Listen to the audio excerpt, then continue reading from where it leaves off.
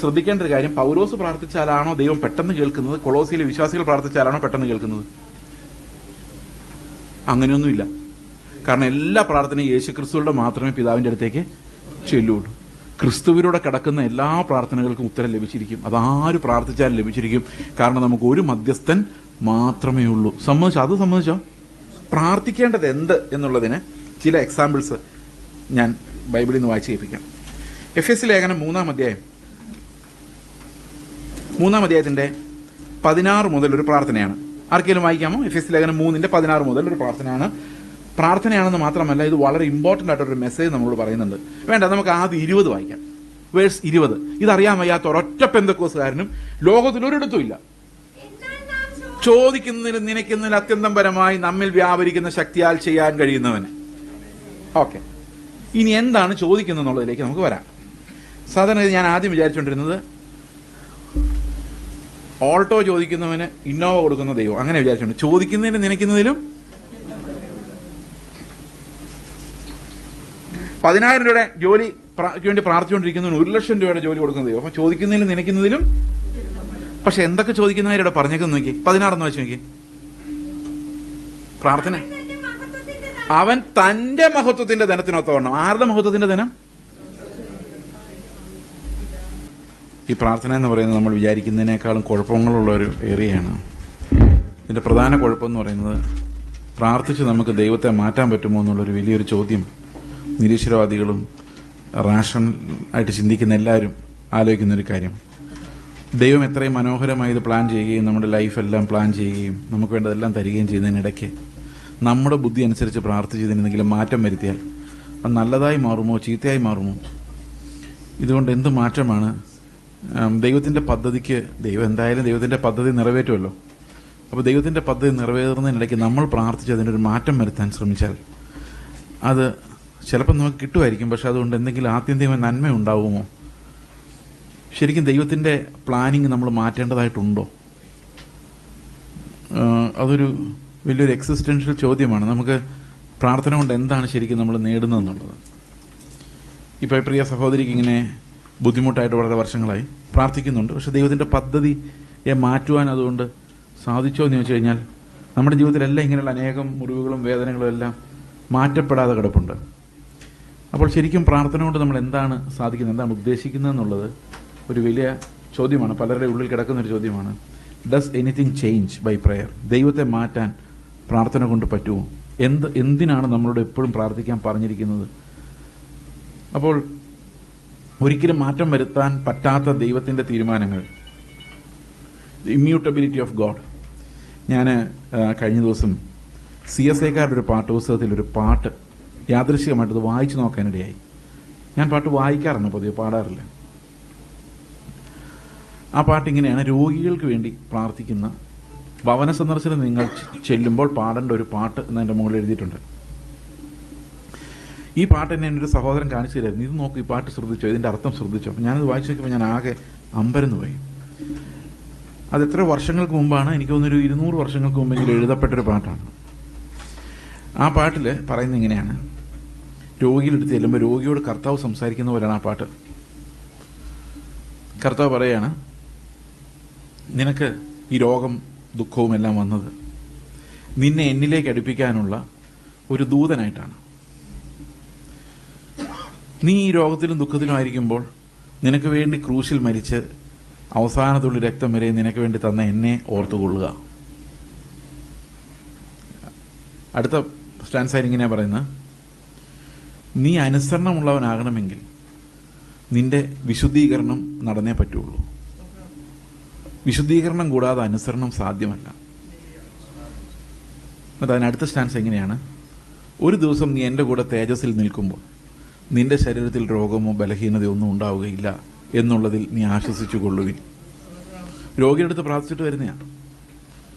ഇപ്പോൾ രോഗിയുടെ അടുത്ത് പ്രാർത്ഥിച്ചിട്ട് വരുമ്പോഴും കൊടുക്കുന്ന പ്രത്യാശ എന്ന് പറയുന്നത് നാളെ ദൈവത്തിന് മുമ്പിൽ നീ നിൽക്കുമ്പോൾ നിന്റെ ശരീരം തേജസ്സുള്ളതായിരിക്കും എന്നാണ്. പക്ഷെ നമ്മൾ ഇന്ന് പലപ്പോഴും ഫോൾസ് ആയിട്ടുള്ള ഹോപ്പ് കൊടുക്കുക. ഞങ്ങളുടെ പ്രാർത്ഥനയിൽ എന്തോ സംഭവിക്കുമെന്നുള്ളൊരു ഫോൾസ് ഹോപ്പ് കൊടുത്തിട്ട് വർഷങ്ങളോളം പ്രാർത്ഥിച്ചിട്ട് ഒന്നും സംഭവിക്കാതാകുമ്പോൾ ഉള്ള വിശ്വാസം കൂടെ പോയിട്ട് ദൈവം എന്നെ കൈവിട്ടു എന്നുള്ളൊരു ചിന്തയിലേക്ക് വന്നിട്ട് എൻ്റെ വിശ്വാസത്തിൻ്റെ കുഴപ്പമായിരിക്കും, അല്ലെങ്കിൽ ദൈവം എന്നെ സ്നേഹിക്കുന്നില്ലായിരിക്കും, അതുകൊണ്ടായിരിക്കും ഇങ്ങനെയൊക്കെ കിടക്കുന്നത്. കാരണം ഈ മോഹങ്ങളും പ്രത്യാശകളെല്ലാം ഈ ലോകത്തിൽ നിൽക്കുന്നത് കൊണ്ട്, ഈ പ്രാർത്ഥനകളെല്ലാം ഈ ലോകത്തിലെ ഡെലിവറൻസിലേക്ക് ഫോക്കസ് ആവുന്നത് കൊണ്ട് ഒത്തിരി നിരാശകൾ ഈ പ്രാർത്ഥനയുടെ പുറകെ ഉണ്ടാകുന്നുണ്ട്. The residual effect of man-centric, self-centric prayers are devastating. അനേകം ആൾക്കാരുടെ പ്രാർത്ഥനകൾ കേൾക്കാതെ വരുമ്പോൾ അവർ നിരാശരായി പോകുന്നു. ഞങ്ങളുടെ എറണാകുളത്ത് അടുത്തുള്ളൊരു വീട്ടിൽ ഒരു പ്രോഫറ്റിൻ്റെ ഭാര്യയ്ക്ക് ക്യാൻസറും. അപ്പോൾ അവരെല്ലാവരും പറയും നിൻ്റെ ദൈവം വിശ്വസിച്ചാൽ സൗഖ്യമാക്കും. അപ്പോൾ ഇവർ കുറേ വിശ്വസിച്ചു, പ്രാർത്ഥിച്ചു. അവരുടെ വിശ്വാസം പോരാഞ്ഞിട്ട് പ്രത്യേക ആൾക്കാരെ വിളിച്ചു പ്രാർത്ഥിപ്പിച്ചു. പക്ഷെ അവസാനം അവർ മരിച്ചു. ഈ മരിക്കുന്ന സമയമായപ്പോഴേക്കും അവരുടെ വിശ്വാസം മുഴുവൻ തകർന്നിരുന്നു. കാരണം ദൈവം എന്നെ സൗഖ്യമാക്കാത്തത്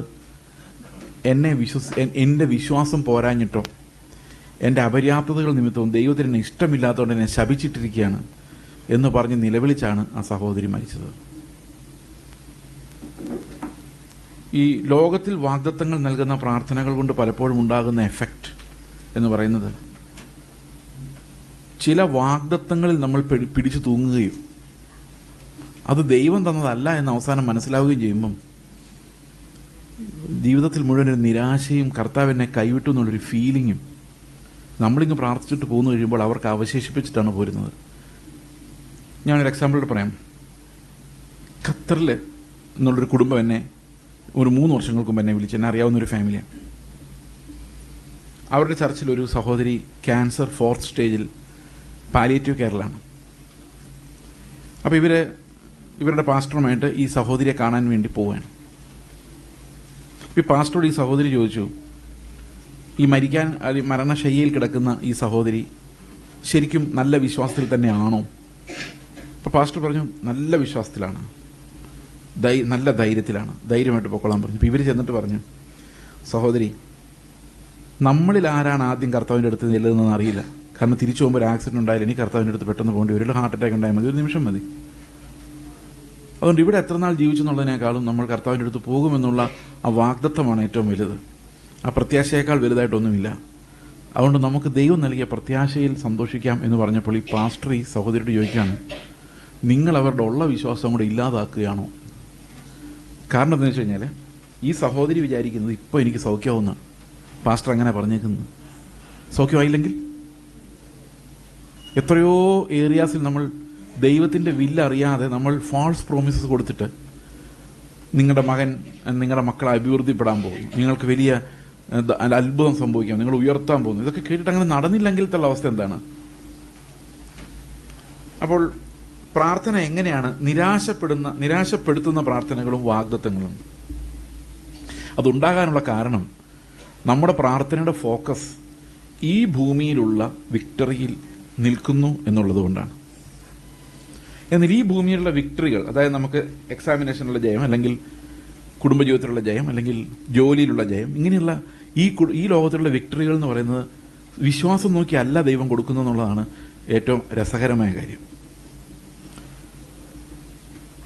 ഈ ലോകത്തിൽ വിടുതൽ കിട്ടുന്നത് വിശ്വാസികൾക്കല്ല, അവിശ്വാസികൾക്കും കിട്ടുന്നുണ്ട്. ജോലി കിട്ടുന്നതെല്ലാം വിശ്വാസികൾക്കാണോ?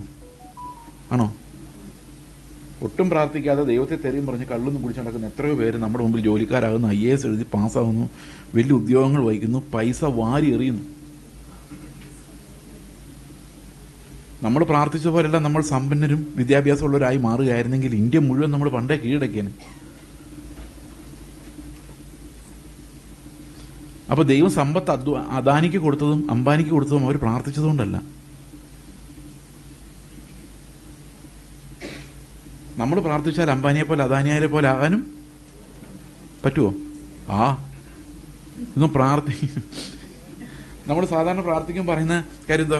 ദൈവത്താൽ അസാധ്യമായത് എന്തെങ്കിലും ഉണ്ടോ?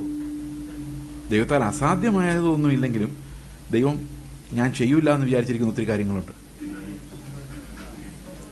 ദൈവത്തിൻ്റെ വില്ലെന്ന് പറയുന്നത് നമുക്ക് മനസ്സിലാക്കാൻ വളരെ പ്രയാസമുള്ള ഒരു കാര്യമാണ്. ഈ വില്ലനുസരിച്ച് പ്രാർത്ഥിക്കുക എന്ന് പറയുന്നതും പ്രാർത്ഥന ഫലവത്താവുക എന്ന് പറയുന്നത്, ആശ്വാസമായി മാറുക എന്ന് പറയുന്നതും, അത് വളരെ ബുദ്ധിമുട്ടുള്ളൊരു കാര്യമാണ്.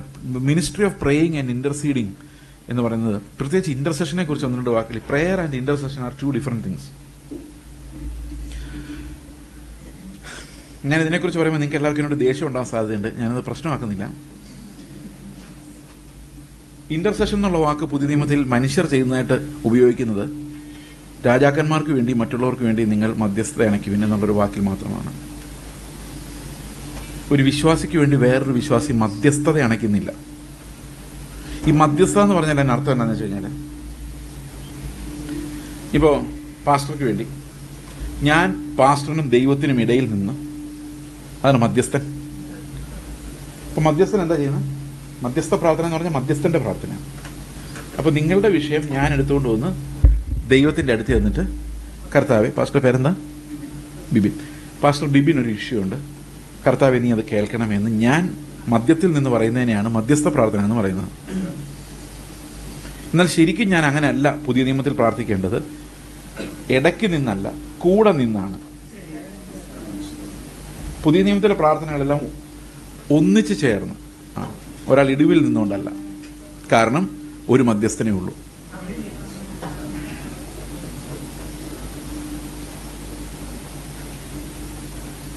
അപ്പോൾ ഞാനൊരു സഭയായിട്ട് നിന്ന് പ്രാർത്ഥിക്കുമ്പോൾ സഭ ഒരുമിച്ചാണ്. അവിടെ ആരും മധ്യസ്ഥന്മാരില്ല. മധ്യസ്ഥൻ ആര് മാത്രമേ ഉള്ളൂ? അത് സമ്മതിക്കാൻ പറ്റുമോ? മധ്യസ്ഥൻ ആര് മാത്രമേ ഉള്ളൂ? കത്തോലിക്കർക്ക് മരിച്ചുപോയ മധ്യസ്ഥന്മാരാണുള്ളത് മൊത്തം. അവരെല്ലാം കണ്ണാടിക്കൂടിനകത്താണ്. വലിയ ഉപദ്രവമില്ല. നമ്മൾ 5 രൂപ 10 രൂപ ഇട്ടാൽ അവർ പ്രാർത്ഥിച്ച് കിട്ടിയാൽ കിട്ടി. പക്ഷേ പെന്തക്കോസ്തായിട്ടുള്ള മധ്യസ്ഥന്മാരെല്ലാം ജീവനുള്ളവരാണ്. അവർ 5 രൂപ 10 രൂപ നിൽക്കുന്നവരല്ല. കാരണം ഞാൻ പ്രാർത്ഥിച്ചത് നടക്കാത്ത കാര്യം യേശുക്രിസ്തുവിൻ്റെ നാമനിമിത്തം ഞാൻ പിതാവിനോട് പ്രാർത്ഥിക്കുന്നു പറഞ്ഞാൽ എനിക്ക് കാര്യം സാധിച്ച് കിട്ടുന്നില്ല. അപ്പം ഞാൻ പറയുന്നത് തങ്ക് ബ്രദറിനെ കൊണ്ട് പ്രാർത്ഥിപ്പിക്കാം. അപ്പം പുള്ളി പ്രാർത്ഥിക്കുമ്പോൾ നടക്കുന്നു. അപ്പം ശരിക്കും എൻ്റെ മധ്യസ്ഥനാരാ?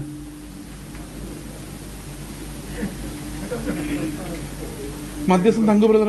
കർത്താവെന്ന മധ്യസ്ഥനെ കൊണ്ട് ഒരു പ്രയോജനമുണ്ട്. എത്ര നാൾ ഞാൻ പ്രാർത്ഥിച്ചെന്നറിയോ?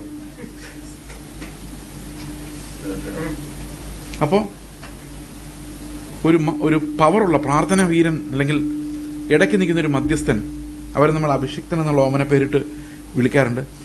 അവർ പ്രാർത്ഥിക്കുമ്പോൾ നടക്കുന്നു. അപ്പോൾ അതിനർത്ഥം കത്തോലിക്കരുടെ പുണ്യാളന്മാർ വർക്ക് ചെയ്യുന്നത് പോലെ തന്നെ നമ്മൾ ഡയറക്റ്റ് ക്രിസ്തുവിൻ്റെ അടുത്ത് പറഞ്ഞാൽ നടക്കാത്ത കാര്യങ്ങൾ കത്തോലിക്കരുടെ മരിച്ചുപോയ പുണ്യാളന്മാർ ചെയ്യുന്ന പോലെ തന്നെ ഇവിടെ ജീവനുള്ള പുണ്യാളന്മാർ ചെയ്യുന്നുണ്ട്. നിങ്ങൾ സ്വസ്ഥമായിട്ടിരുന്ന് ആഹാരം കഴിക്കുമ്പോൾ ആലോചിച്ചോ? ഇപ്പം ആലോചിച്ച് നിങ്ങൾ എന്നോട് പ്രശ്നം ഉണ്ടാക്കരുത്. അപ്പം ഈ പ്രാർത്ഥിക്കുന്നവരുടെ ഫീലിംഗ് എന്ന് പറയുന്നത് പലപ്പോഴും അവരുടെ കൂടെ നിൽക്കുന്നു എന്നുള്ളതിനേക്കാളും ഞങ്ങൾ മധ്യസ്ഥരായി നിൽക്കുന്നു എന്നുള്ളൊരു ഫീലിംഗ് വന്നു കഴിഞ്ഞാൽ ഈ പ്രാർത്ഥിക്കുന്നവർക്ക് പിന്നെ ഭയങ്കര അധികാരം. ഈ പാസ്റ്റർമാർ കളിക്കുന്ന അധികാരം മുഴുവൻ അവിടെ അതേലാണ്. നിങ്ങൾക്ക് വേണ്ടി പ്രാർത്ഥിക്കാൻ ആരുണ്ട് പാസ്റ്റർ ഇല്ലെങ്കിൽ എന്നാണ് ചോദിക്കുന്നത്. കാരണം ഒരു ചർച്ചിലെ സകലവിധ വിഷയങ്ങളും പാസ്റ്ററുടെ തലയിലാണ്. ഈ പാസ്റ്റർ പ്രാർത്ഥിക്കുമ്പോഴാണ് ഇതെല്ലാം നടക്കുന്നത്. അപ്പൊ ചില പാസ്റ്റർമാർ നമുക്ക് വിശ്വാസമില്ലാത്തതിന്റെ ഇഷ്ടമില്ലാത്തതിന്റെ കാരണം അവർ പ്രാർത്ഥിച്ചിട്ടൊന്നും നടക്കുന്നില്ല.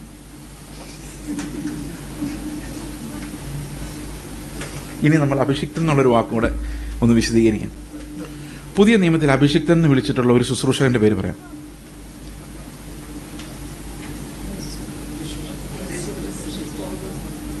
പൗലോസിനെ എവിടെയെങ്കിലും അഭിഷിക്തൻ എന്ന് വിളിച്ചിട്ടുണ്ടോ?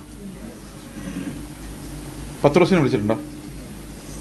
അഭിഷിക്തൻ എന്നുള്ളതിൻ്റെ പഴയ നിയമത്തിൽ നമുക്ക് 3 വ്യക്തമായ അഭിഷേകങ്ങൾ നമുക്ക് കാണാം. ഒന്ന്, പുരോഹിതൻ, ദൈവത്തിനും മനുഷ്യർക്കും ഇടയിൽ മധ്യസ്ഥൻ. കാരണം എന്താണ്? പഴയ നിയമത്തിൽ ഒത്തിരി മധ്യസ്ഥന്മാരുണ്ട്. കാരണം മനുഷ്യർക്ക് ദൈവമായിട്ട് ബന്ധമില്ല. ഒരു വലിയ ഗ്യാപ്പുണ്ട്. ഈ ഗ്യാപ്പിൽ ഒരു മനുഷ്യൻ്റെ പാപങ്ങൾ മോചിക്കപ്പെടുന്നതിന് മഹാപുരോഹിതൻ ശുശ്രൂഷ ചെയ്ത് ദൈവവുമായിട്ട് അവനെ കണക്ട് ചെയ്യണം. ഒരു മധ്യസ്ഥൻ. അതുപോലെ പ്രോഫറ്റ് എന്തിനാണ്? രാജാവായിട്ട് പോലും രാജാവിന് അറിയാൻ മേല യുദ്ധം ചെയ്യണോ വേണ്ടതെന്ന്. കാരണം ദൈവത്തിൻ്റെ ശബ്ദം ആത്മാവിലില്ല. അപ്പോൾ എന്ത് ചെയ്യണം? ദൈവത്തിൻ്റെ ഭാഗത്തുനിന്ന് ഒരു മധ്യസ്ഥൻ ഇങ്ങോട്ട് വന്ന് പ്രൊഫസൈ ചെയ്യണം. പിന്നെ ദൈവത്തിൻ്റെ ഇഷ്ടം എങ്ങനെയാണ് ഒരു രാജ്യത്ത് നടപ്പാകേണ്ടതെന്ന് അറിയാനുള്ള വിവേചനം എല്ലാവർക്കും ഇല്ല. ആത്മാവില്ലാത്തതുകൊണ്ട് അവിടെ രാജാവ് എന്നൊരു അഭിഷിക്തൻ കൂടെ ഉണ്ട്. ഈ 3 അഭിഷിക്തന്മാർ കൂടിയാണ് പഴയ നിയമത്തിലെ ജനത്തെ നയിച്ചുകൊണ്ടിരുന്നത്. ഈ 3 നിഴലുകളാണ്. ആരുടെ നിഴലുകളാണ്?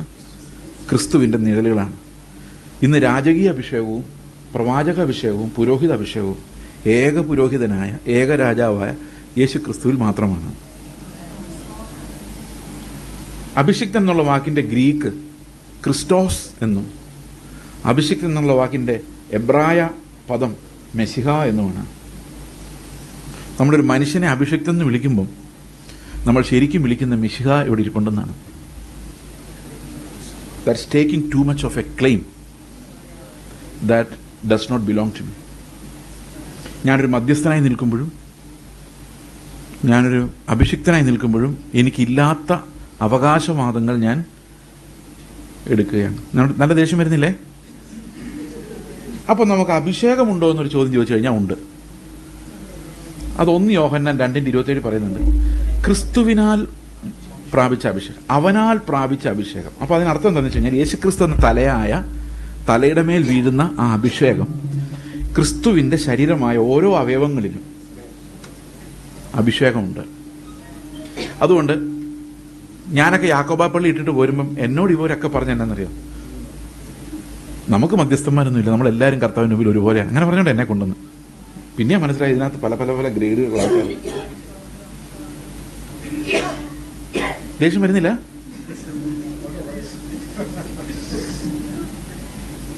അപ്പം ഞാൻ എന്നോട് പ്രാർത്ഥിക്കാൻ വരുന്ന ആൾക്കാരോട് പറയും, നിങ്ങളൊന്ന് പ്രാർത്ഥിക്കും എനിക്ക് വേണ്ടിയും കൂടെ.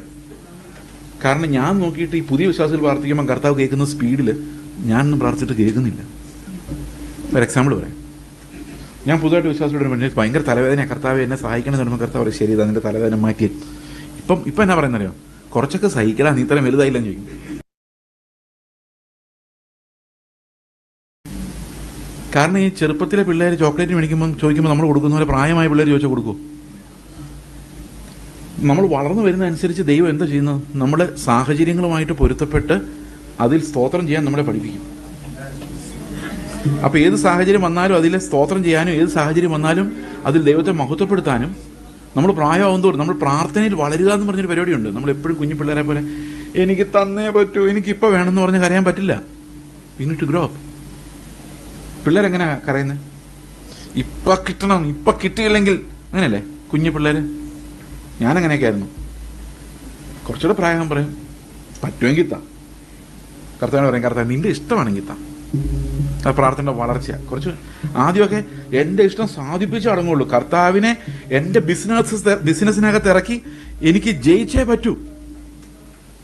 പക്ഷെ കർത്താവ് പറയും, എൻ്റെ ബിസിനസ്സിലോട്ട് നീയാണ് വരേണ്ടത്. സമ്മതിക്കില്ല. കുറെ കഴിയുമ്പോൾ ഞാൻ പറയും, കർത്താവ് നിന്റെ ഇഷ്ടമാണ് നടക്കട്ടെ. അതൊരിത്തിരി വളർന്നതിൻ്റെ അർത്ഥം. കുറേയും കൂടെ വളരുമ്പോൾ പറയും, കർത്താവെ എൻ്റെ ഇഷ്ടം നടക്കല്ലേ, എൻ്റെ ഇഷ്ടം എന്തെങ്കിലും ഇതിനകത്ത് വന്നിട്ടുണ്ടെങ്കിൽ അത് കളഞ്ഞേക്ക്. കാരണം അത് എന്തായാലും ഈ സിറ്റുവേഷനെ വഷളാക്കുകയുള്ളൂ. ഓക്കെ? അപ്പോൾ അതുകൊണ്ട് പ്രാർത്ഥനയുടെ വളർച്ച എന്ന് പറഞ്ഞാൽ നമ്മൾ പ്രാർത്ഥിച്ച് ക്രിസ്തുവിൻ്റെ സ്വഭാവം എന്താണെന്നും ക്രിസ്തു ആരാണെന്നും നമുക്ക് മനസ്സിലായി വരുന്നതനുസരിച്ച് നമ്മുടെ പ്രാർത്ഥനയിലൂടെ കർത്താവ് നമുക്ക് വെച്ചിരിക്കുന്ന ആ യഥാർത്ഥ ആനന്ദത്തിലേക്ക് പോകാൻ നമുക്ക്, ആ പ്ലാനിലേക്ക് പോകാൻ നമുക്ക് സാധിക്കും. അപ്പോൾ ആര് പ്രാർത്ഥിക്കണമെന്ന് വെച്ച് കഴിഞ്ഞാൽ ആത്മാവിൻ്റെ ജീവനുള്ള എല്ലാ മനുഷ്യരും അവരുടെ പിതാവിനോട് പ്രാർത്ഥിച്ചുകൊണ്ടേയിരിക്കണം. കാരണം പ്രാർത്ഥന എന്ന് പറയുന്ന ഒരു കോൺവെർസേഷനാണ്. നമ്മളെല്ലാവരും പ്രാർത്ഥിക്കണം എന്ന് ദൈവം ആഗ്രഹിക്കുന്നു. ഈ പ്രാർത്ഥനയിൽ നമ്മൾ ദൈവത്തിൻ്റെ ഹിതം അന്വേഷിക്കുക. പ്രത്യേകിച്ച് കർത്താവ് പ്രാർത്ഥിക്കാൻ പഠിപ്പിച്ചത് എങ്ങനെയാണ്? സ്വർഗസ്ഥനായ ഞങ്ങളുടെ പിതാവേ, അങ്ങയുടെ നാമം, കാത്തലിക് പറയുന്നൊരു അല്ലേ, നമുക്ക്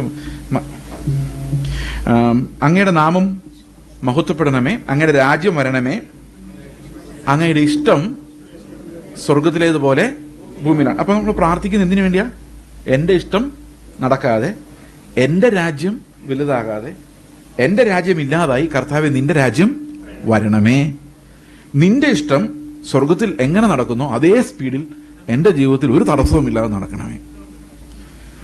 അപ്പോൾ പ്രാർത്ഥന എന്ന് പറയുന്നത് നമ്മൾ എങ്ങോട്ടാണ് നയിക്കുന്നത്? പ്രാർത്ഥന എന്ന് പറയുന്നത് നമ്മളെ നയിക്കുന്നത് ക്രിസ്തുവിലേക്കാണ്, അല്ലാതെ നമ്മുടെ സക്സസ്സിലേക്കല്ല. ഈ ഒരു പ്രത്യേകത കാരണമാണ് ഇന്ന് പ്രാർത്ഥനയിൽ ഭയങ്കരമായ നിരാശകൾ ഉണ്ടാകുന്നത്. ഞങ്ങളുടെ സഭയിൽ എല്ലാ ദിവസവും പ്രാർത്ഥനകൾ നടക്കുന്നുണ്ട്. അത് പല ഇതുപോലെ ഓൺലൈൻ പ്രാർത്ഥനകൾ നടക്കുന്നുണ്ട്. ഈ ഓൺലൈൻ പ്രാർത്ഥനകൾ ഓൺലൈൻ പ്രാർത്ഥനകൾ നടക്കുന്നത് ഒരു പ്രത്യേക രീതിയിലാണ്. അതായത് ദൈവത്തിൻ്റെ വചനങ്ങൾ കോട്ട് ചെയ്താണ് 90ഓളം പേപ്പറുകളാണ് ഒരു ദിവസം എഡിറ്റ് ചെയ്യുന്നത്, പ്രാർത്ഥനാ വിഷയങ്ങൾ. ഇതൊരു A4 സൈസ് പേപ്പറിനകത്തോട്ട് പ്രാർത്ഥനാ വിഷയങ്ങൾ എഴുതിയാൽ അതിൻ്റെ 90% ഭാഗവും ആത്മീക വിഷയങ്ങൾ മാത്രമാണ്. ഉദാഹരണത്തിന്, എപ്പോഴും സന്തോഷിപ്പിക്കുന്ന ഒരു വാക്യം ഉണ്ടെങ്കിൽ ആ സന്തോഷം ഞങ്ങൾക്ക് നൽകാൻ വേണ്ടിയുള്ള പ്രാർത്ഥന. വചനം എടുത്തു കഴിഞ്ഞാൽ മുഴുവൻ പ്രാർത്ഥനകളാണ് അതിനെ ബേസ് ചെയ്ത് പ്രാർത്ഥന. ക്രിസ്തുവിൻ്റെ സ്വഭാവത്തിന് അനുരൂപരാക്കുന്നതിന് വേണ്ടി, എല്ലാവരെയും ക്രിസ്തുവിൻ്റെ തലയോളം വളർത്തുന്നതിന് വേണ്ടി നമ്മൾ പറഞ്ഞു കഴിഞ്ഞാൽ നമുക്ക് പ്രാർത്ഥന വിഷയം ആയിക്കഴിഞ്ഞു. കാരണം നമ്മുടെ ഉള്ളിലേക്ക് അങ്ങനെ ആകാനുള്ളൊരു ബേർഡൻ നമ്മുടെ ഉള്ളിലേക്ക് തരികയാണ്. മനസ്സിലായി ഞാൻ പറയുന്നത്? അപ്പോൾ ശരിക്കും പ്രെയർ എന്ന് പറയുന്നത് കർത്താവ് തന്നിരിക്കുന്ന വചനങ്ങളെ ബേസ് ചെയ്ത് നമ്മൾ ഈ പുതിയ നിയമത്തിലെ ചില പ്രാർത്ഥനകൾ നമുക്കൊന്ന് ശ്രദ്ധിക്കാം. ഓക്കെ, അപ്പോൾ നമുക്ക് കുറച്ചുകൂടി ഇതിനകത്ത് ക്ലാരിറ്റി ഉണ്ടാകും. അപ്പോൾ ചില പ്രാർത്ഥനകൾ അവിടെ വെച്ചിട്ടുണ്ട്, ചില ആരാധനകൾ, ചില പ്രാർത്ഥനകൾ എക്സാമ്പിൾസ് ആയിട്ട് നമ്മൾ പുതിയ നിയമത്തിൽ വെച്ചിട്ടുണ്ട്. അപ്പോൾ നിങ്ങൾ പലരും എന്നോട് ചോദിക്കുമായിരിക്കും, അങ്ങനെയാണെങ്കിൽ നമുക്കൊരാവശ്യം വന്നാൽ പ്രാർത്ഥിക്കാൻ പറ്റത്തില്ലേ സഹോദരൻ ചോദിക്കുമായിരിക്കും. അങ്ങനെ ചോദിച്ച ഒത്തിരി ആൾക്കാരുണ്ട്. അതിന് മറുപടി ഉണ്ട്. ഫിലിപ്പി ലേഖനത്തിൽ പറയുന്നത് നിങ്ങളുടെ ആവശ്യങ്ങളെല്ലാം. അപ്പോൾ അവിടെ പറഞ്ഞിരിക്കുന്നതിൻ്റെ ഉദ്ദേശം, ഈ ഫിലിപ്പി ലേഖനം വായിക്കുമ്പോൾ നമ്മൾ മനസ്സിലാക്കുന്നത് നമ്മുടെ ആവശ്യങ്ങൾ സ്തോത്രത്തോടു കൂടി ദൈവത്തെ അറിയിക്കുക എത്രയാണ് വേണ്ടത്. അപ്പോൾ നമ്മുടെ ആവശ്യങ്ങൾ സ്തോത്രത്തോടു കൂടി ദൈവത്തെ അറിയിക്കണം എന്ന് പറഞ്ഞു കഴിഞ്ഞാൽ എന്തിനു വേണ്ടിയാ? സകല ബുദ്ധിയും കവിയുന്ന. അപ്പൊ കാര്യം നടക്കണമെന്നില്ല. ഇപ്പൊ എനിക്കൊരു വലിയ വിഷയമുണ്ട്, ഈ വിഷയം ദൈവത്തിന് മുമ്പിലേക്ക് വെക്കുക. എങ്ങനെ വെക്കുന്നത്? സ്തോത്രത്തോടു കൂടി. മറുപടി എന്താ? സകല ബുദ്ധിയും കവിയുന്ന ദൈവത്തിന്. അപ്പോൾ ആൾക്കാർ ചോദിക്കണം, നിന്റെ പ്രാർത്ഥനാ വിഷയം നടന്നോ? ഇല്ല. പിന്നെ എന്തിനാ സന്തോഷം നടക്കുന്നത്? ബുദ്ധിയെ കവിയുന്ന ഒരു സമാധാനം എനിക്ക് ദൈവം. അപ്പോൾ ചിലപ്പോൾ ദൈവം പ്രാർത്ഥന അതുപോലെ തന്നെ നമ്മൾ ചോദിക്കുന്ന കാര്യങ്ങൾ തരികയും ചെയ്യും. അതൊക്കെ ദൈവത്തിന്റെ പരമാധികാരത്തിൽ പെടുന്ന കാര്യമാണ്. ചിലപ്പോൾ ആശ്വാസം, പക്ഷെ എപ്പോഴും പിതാവിന്റെ സന്നിധിയിൽ ഇരിക്കുന്നതും പ്രാർത്ഥിക്കുന്നതും എല്ലാം നമ്മളെ ആത്മീകമായിട്ട് വളർത്തുന്ന, ക്രിസ്തുവിനെ പോലെ നമ്മളെ രൂപാന്തരപ്പെടുത്തുന്ന ഈ പ്രാർത്ഥനകൾ വഴിതെറ്റിപ്പോയപ്പോൾ സഭകൾ മുഴുവൻ വഴിതെറ്റിപ്പോയി. നിങ്ങൾക്കറിയാവോ അത്? ഇന്ന് ഏത് സഭയിൽ ചെന്നാലും ഒറ്റ വിഷയമുള്ളൂ, നിങ്ങളുടെ വിഷയങ്ങളുടെ മേൽ ഇറങ്ങി വരുന്ന ദൈവം. കർത്താവ് ഇറങ്ങി വന്ന് ഈ വിഷയങ്ങൾ 10ാം ക്ലാസ്സിൽ പഠിക്കുമ്പോൾ 12 വിഷയം ഉണ്ടായിരുന്നുള്ളൂ. ഇപ്പം വിഷയങ്ങളുടെ ബഹളം.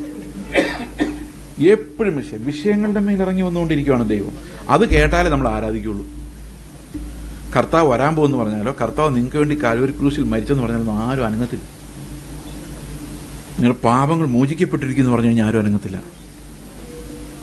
അനങ്ങണമെങ്കിൽ ഇവിടെ നിങ്ങളുടെ വിഷയങ്ങളുടെ മേൽ ഇറങ്ങി വരണം. പ്രിയ സഹോദരങ്ങളെ, ലോകത്തിലുള്ള എല്ലാ മതങ്ങളുടെയും ഒരു കോമൺ ഫാക്ടറാണ് വിഷയങ്ങളുടെ മേൽ പ്രവർത്തിക്കുന്ന ഒരു ദൈവം. ഹിന്ദുക്കൾ എന്തിനാ അമ്പലത്തിൽ പോകും? വിഷയങ്ങളുടെ മേൽ പ്രവർത്തിക്കുന്ന ആളുള്ളതുകൊണ്ടാ. മുസ്ലിങ്ങൾ എന്തിനാ അവിടെ ഇവിടെയൊക്കെ പോകുന്നു പ്രാർത്ഥിക്കുന്നു? ഒക്കെ വിഷയങ്ങളുടെ മേൽ പ്രവർത്തിക്കണം. കത്തോലിക്കർ എന്തിനാ വേളാങ്കണ്ണിക്ക് പോകുന്നു? അവർക്ക് വിഷയങ്ങളുണ്ട്. അപ്പോൾ റോമാലേഖനം 1-ാം അധ്യായത്തിൽ പറയുന്ന ദൈവത്തിന്റെ രണ്ട് സ്വഭാവങ്ങൾ ബുദ്ധിക്ക് തെളിവായി വെളിപ്പെട്ടു വരുന്നു. എന്തൊക്കെയത്?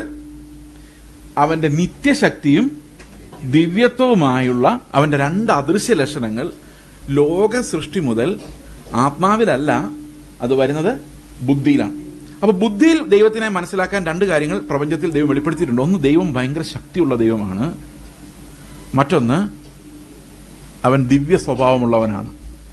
ഈ 2 റെവലേഷൻ കൊണ്ടാണ് ലോകത്തിലെ എല്ലാ മതങ്ങളും നടക്കുന്നത്. ശരിയല്ലേ? വിഘ്നങ്ങൾ മാറ്റുന്ന ദൈവം, ഐശ്വര്യം കൊണ്ടുവരുന്ന ദൈവം, രോഗം മാറ്റുന്ന ദൈവം, എല്ലാ മതങ്ങളിലും അങ്ങനെ തന്നെയാണ്. അപ്പൊ എല്ലാവരും ഒരേ വിശ്വാസികളല്ലേ? അവർ വിശ്വസിക്കുന്നതിനല്ലേ നമ്മളും വിശ്വസിക്കുന്നത്. എന്താണ് ഈ ക്രിസ്ത്യൻ ഫെയ്ത്തിന്റെ ഡിഫറൻസ് എന്ന് പറയുന്നത്? എന്താണ് ഇതിനകത്ത് ഡിഫറൻസ്? ഇതിനകത്ത് ഡിഫറൻസ് എന്ന് പറഞ്ഞാൽ ഇതും ദൈവത്തിന്റെ ശക്തിയെക്കുറിച്ചാണ് പറയുന്നെങ്കിലും this is the power of God for salvation. രക്ഷയ്ക്കായുള്ള ദൈവശക്തി എന്ന് പറഞ്ഞൊരു സാധനം ഇതിനകത്തുണ്ട്. റോമാലേഖനം 1:16 പറയുന്ന ഇനി സുവിശേഷത്തെക്കുറിച്ച് എനിക്ക്. അപ്പൊ ദൈവത്തിന്റെ പവർ എന്ന് പറയുന്നത് എന്താണ് സാധനം? ഈ പ്രാർത്ഥനയോട് നമുക്ക് ലഭിക്കുന്ന എന്താണ് ഈ പവർ?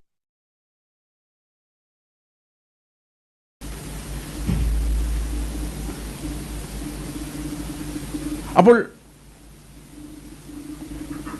ദൈവത്തിൻ്റെ ആ ശക്തി എന്ന് പറയുന്നത്, പവർ എന്ന് പറയുന്നത് എങ്ങനെയാണ് പുതിയ നിയമത്തിലൂടെ കാണിച്ചിരിക്കുന്നത്? എനിക്ക് സുവിശേഷത്തെക്കുറിച്ച് ലജ്ജയില്ല. അടുത്ത വാക്യം എന്താ? വിശ്വസിക്കുന്ന ഏവർക്കും, ആദ്യം യഹൂദനും പിന്നെ യവനനും, അത് രക്ഷയ്ക്കായി ദൈവശക്തി ആകുന്നുവല്ലോ. അപ്പോൾ രക്ഷയ്ക്കായുള്ള ദൈവശക്തി യഹൂദനും യവനനും. അതുകൊണ്ട് എനിക്ക് നാണമില്ല ഇതും പറഞ്ഞുകൊണ്ട് നടക്കാൻ എന്നാണ് പൗലോസ് പറയുന്നത്. കാരണം ഈ യഹൂദന്മാരുടെ കയ്യിൽ ന്യായപ്രമാണമുണ്ട്. ഈ ന്യായപ്രമാണം കൊണ്ട് യഹൂദന് പോലും രക്ഷയില്ല. എന്തുകൊണ്ടാണ് ന്യായപ്രമാണം കൊണ്ട് യഹൂദന് രക്ഷയില്ലാതാകുന്നത്? കാരണം ന്യായപ്രമാണം അനുസരിച്ച് എന്നുള്ളതിനാൽ ഒരാൾ നീതിമാൻ ആകുന്നില്ല. എന്തുകൊണ്ടാകുന്നില്ല? ഒരു എക്സാമ്പിൾ നമുക്ക് നോക്കാം. 10% ദശാംശം ഇടുന്നവരായിരിക്കും ഇവിടെ ഇരിക്കുന്ന വലിയൊരു പങ്കാൾക്കാരും ഞാൻ വിചാരിക്കുന്നു. ഈ 10% ദശാംശം ഇടുന്നയാൾ ദാനധർമ്മിയായി മാറുന്നുണ്ടോ? ധനത്തോടുള്ള മോഹം പോകുന്നുണ്ടോ? ഈ 10% അങ്ങോട്ട് കൊണ്ടിടുമ്പോൾ മനസ്സിൽ എന്തായിരിക്കും പോകുന്നത്? ചുറ്റുമുള്ളവരെ നോക്കും, ഇവരെത്ര പേരുണ്ട് 10% കൃത്യമായിട്ട് ഇടുന്നത്? ഇതാ ഞാൻ ഇട്ടിരിക്കുന്നു. Self righteousness. 2, ഇതിലെങ്ങാനും 1 രൂപ കുറഞ്ഞു പോയാൽ എൻ്റെ ബിസിനസ് പൊട്ടിക്കുന്ന ഒരു ദൈവം. 3, ഇത് കൃത്യമായിട്ടാൽ ഇത് 100 ഇരട്ടിയായി മടക്കി തരുന്ന ദൈവം. അത്യാഗ്രഹം, ഭയം, പിന്നെന്താ? സ്വയനീതി. അല്ലേ? ഒരു കൽപ്പന അനുസരിക്കാൻ പോയതാ.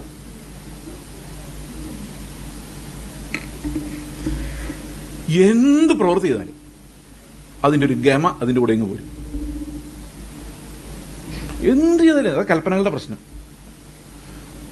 നമ്മൾ വിനയം, എന്നെ നടത്തിയ ഒരു സ്പിരിച്വൽ മെന്റർ ഉണ്ടായിരുന്നു എനിക്ക്. അത് പ്രായമേ മരിച്ചുപോയി. ഭയങ്കര വിനയമായിരുന്നു. അപ്പം ഇദ്ദേഹം ആരെ കണ്ടാലും ഇങ്ങനെ കൈകൂപ്പി സംസാരിക്കുള്ളൂ. ഭയങ്കര. അപ്പം ഇത് കണ്ടപ്പോൾ എനിക്ക് ഭയങ്കര ആഗ്രഹം വിനയമുള്ളവനായി മാറാൻ വേണ്ടി. അപ്പം ഞാനും ആൾക്കാരെ കാണുമ്പോൾ ഇങ്ങനെ കുറെ കഴിഞ്ഞപ്പോൾ എനിക്ക് മനസ്സിലായത് എനിക്ക് വിനയമുള്ളവൻ എന്നുള്ളൊരു അഹങ്കാരം ഉണ്ടാകുന്നുണ്ടെന്ന്. അത് ചെയ്യും. കാരണം ഓരോ പ്രവൃത്തി ഞാൻ ചെയ്യുമ്പോഴും ഞാൻ നന്നാകുന്നില്ല, ആന്തരികമായി നന്നാകുന്നില്ല. പേടിച്ചു അല്ല നരകത്തിലിടും. ഇപ്പോൾ ഏറ്റവും വലിയ പേടി, എന്നെ കർത്താവ് നരകത്തിലിടും. ആ പേടി കാരണം ഞാൻ വ്യഭിചാരം ചെയ്യുന്നില്ല. ആള് നീതിമാനാണോ? ആണോ അല്ലയോ? ഞാൻ അവനോട് പൊട്ടിക്കണം എന്ന് ആഗ്രഹമുണ്ട്. പക്ഷെ സഹോദരനെ ബോഷാന്ന് വിളിച്ചാൽ അതുകൊണ്ട് ഞാൻ ചെയ്യുന്നു. അപ്പൊ ഉള്ളിൽ എന്തുണ്ട്? അപ്പൊ ഈ പ്രമാണം എല്ലാം അനുസരിച്ചാലും ഉള്ളത്തെ മാറ്റാൻ ആർക്കും കഴിയാത്തത് കൊണ്ട് നമ്മൾ എന്ത് ചെയ്താലും ന്യായപ്രമാണം കൊണ്ട് ഈ അകത്തെ മാറ്റാൻ പറ്റത്തില്ല. അപ്പൊ ദൈവത്തിന്റെ വചനത്തിന്റെ ശക്തി എന്താണെന്ന് വെച്ച് കഴിഞ്ഞാൽ, ഈ ദൈവത്തിന്റെ വചനം കേൾക്കുമ്പോൾ നമ്മളെ കൊണ്ട് പറ്റാത്തൊരു നീതിയുടെ വെളിപ്പാട്. ഇപ്പൊ ഞാനിവിടെ നിങ്ങളോട് പ്രസംഗിച്ചുകൊണ്ടിരിക്കുന്നു. ഈ പ്രസംഗം കൊണ്ട് ദൈവത്തിന്റെ നിലവാരം വെച്ച് നോക്കിയാൽ ഞാൻ സീറോയാണ്. ദൈവത്തിന്റെ നിലവാരം വെച്ച് നോക്കിയാൽ പക്ഷെ ഞാൻ സീറോ അല്ല. കാരണം എൻ്റെ ഉള്ളിൽ എന്തുണ്ട്? ക്രിസ്തു ഉണ്ട്. അതെങ്ങനെ എനിക്ക് ഈ ഗ്രേഡ് കിട്ടുന്നതെന്ന് ചോദിച്ചു കഴിഞ്ഞാൽ, ഞാനിപ്പം പ്രസംഗിക്കുന്ന പ്രസംഗം യേശു കർത്താവ് വന്ന് 5000 പേരോട് പ്രസംഗിച്ച പ്രസംഗം ഒന്ന് താരതമ്യപ്പെടുത്തി നോക്കാം. അതിൻ്റെ ഗ്രേഡ് വ്യത്യാസം മനസ്സിലാവും. കർത്താവിൻ്റെ കാലത്ത് മൈക്രോഫോണും ഇല്ല. ഈ കുഞ്ഞു റൂമിൽ ഈ മൈക്രോഫോൺ വെച്ചാൽ ഞാൻ തട്ടുന്നത്. അന്ന് 5000 പുരുഷന്മാരും അനേകം സ്ത്രീകളും കുഞ്ഞുങ്ങളും ഉള്ള ഒരു യോഗത്തിൽ 3 ദിവസം കണ്ടിന്യൂസ് ആയിട്ട് മൈക്രോഫോണോ സ്പീക്കറോ ഇല്ലാതെ ഒരാൾ പ്രസംഗിക്കുന്നു. പ്രസംഗിച്ചു കഴിഞ്ഞ് ഇറങ്ങിയിട്ട് ഞാൻ തളർന്ന് എനിക്കൊരു ഗ്ലാസ് വെള്ളം താന്നല്ല. ഇവരെല്ലാം തളർന്ന് വീണു പോകാതിരിക്കുന്നു. പ്രസംഗം കേട്ട് അവർ വീണു പോകലെന്നേ ഉള്ളൂ. കർത്താവ് ഒരിക്കൽ പോലും അവൻ്റെ സെൽഫിനെ കുറിച്ചോ ഫ്ലഷിനെ കുറിച്ചോ ആലോചിച്ചിട്ടേ ഇല്ല. തളർന്നു എന്നോ മടുത്തു എന്നൊരു പരാതി ഉണ്ടായിട്ടേ ഇല്ല. ഇപ്പം ഞാൻ ഈ പ്രസംഗം 1.5 മണിക്കൂർ കഴിഞ്ഞാൽ എനിക്കിതിരി വെള്ളം കുടിക്കണം തോന്നും. എന്നിട്ട് ഞാൻ പറയും 1.5 മണിക്കൂർ ഞാൻ നിർത്താതെ പറയും. കാരണം എൻ്റെ ഉള്ളിൽ ഇത് വരും. ഇപ്പം കർത്താവ് എൻ്റെ പ്രവൃത്തി തൂക്കി നോക്കി കർത്താവിൻ്റെ പ്രവൃത്തിയുടെ നിലവാരം വെച്ച് നോക്കുമ്പം എനിക്കൊരു 0യിൽ കൂടുതൽ 1/2 മാർക്കിന് പോലും യോഗ്യതയില്ല. അപ്പൊ കർത്താവ് അവന്റെ നീതിയെ സുവിശേഷത്തിലൂടെ വ്യക്തമാക്കിയപ്പോൾ, പ്രസിദ്ധമാക്കിയപ്പോൾ എന്ത് സംഭവിച്ചെന്ന് വെച്ച് കഴിഞ്ഞാൽ, ലോകത്തിലുള്ള സകല മനുഷ്യരും ഒരുപോലെ പാപികൾ എന്ന് പ്രഖ്യാപിക്കാൻ അത് മതിയായിരുന്നു. കാരണം ആരും ക്രിസ്തുവിന്റെ നിലവാരത്തിൽ എത്തിയിട്ടില്ല എന്നുള്ളത് കൊണ്ട്, അത് പറയുവാൻ ഈ സുവിശേഷം കേൾക്കുന്ന ഉടനെ എന്ത് സംഭവിക്കും? നമ്മുടെ ഉള്ളിൽ ബോധം വരും, ഞാൻ അങ്ങനെയല്ല. നിങ്ങൾ സുവിശേഷം ശരിക്കും വായിച്ചു നോക്കി. നമ്മൾ അനുസരിക്കുന്ന ഒരൊറ്റ പ്രമാണം പോലും സുവിശേഷത്തിലില്ല. നിന്നെ കണ്ണ് നിങ്ങൾക്ക് ഇടർച്ച വരുത്തിയാൽ ചൂടുന്നിടത്ത് എറിഞ്ഞ് കളയുവൻ, കൈ വെട്ടിക്കളയുവൻ. ചെയ്തിട്ടുള്ളവരെല്ലാം കൈ വെട്ടിക്കളഞ്ഞവർ എങ്ങനെ കൈ പൊക്കും? സ്വത്തെല്ലാം വിറ്റ് ദരിദ്രർക്ക് കൊടുക്കുകയും സ്വത്ത് അവൻ്റെയും കൂടെ അടിച്ചു മാറ്റിയിട്ട് കർത്താവിന് സ്തോത്രം പറയാനിരിക്കുമ്പോഴാണ് 10 രൂപയ്ക്ക് മേടിച്ച സാധനം ഞാൻ 100 രൂപയ്ക്ക് വിട്ടു, കർത്താവ് എനിക്ക് ഇത്ര വലിയ ലാഭം തന്നതിനായി സ്തോത്രം. ഒന്ന് ആലോചിച്ച് നോക്കി അവൻ്റെ അവസ്ഥ. 10 രൂപയ്ക്ക് നിങ്ങൾക്ക് വിറ്റവന് ഒരു 50 രൂപയിലും കൊണ്ടേ കൊടുക്കേണ്ടതല്ലേ? പക്ഷേ നമ്മൾ പൈസ കിട്ടിയപ്പോൾ നമ്മൾ സ്തോത്രം, നമ്മൾ മാമോനായി കർത്താവിന് സ്തോത്രം പറയുന്ന ആൾക്കാരാണ്. മാമോനെ തന്ന കർത്താവേ,